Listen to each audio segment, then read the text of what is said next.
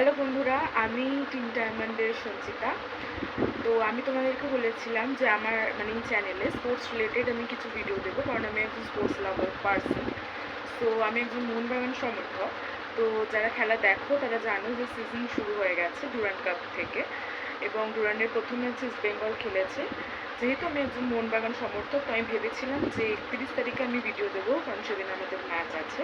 কিন্তু আজ আমি একটা ভিডিও দেব, কারণ আজ আমার মা একটা ট্যাটু করবে, আর সেই ট্যাটুটা ভীষণ স্পেশাল।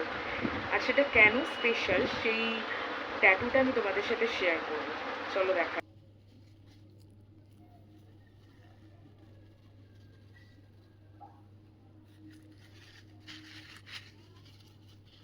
তো দেখতে পেলে এইটা হচ্ছে আমাদের মোহনবাগানের প্রতি ভালোবাসা।